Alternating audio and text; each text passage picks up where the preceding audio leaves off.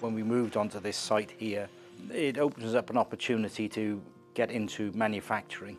Manufacturing, rather than selling a finished product, has been fraught with difficulties, but it is the reason why we survived, because our main supplier went out of business, and David could see that going to happen. Investment-owned businesses generally think for the next 5 to 7 years.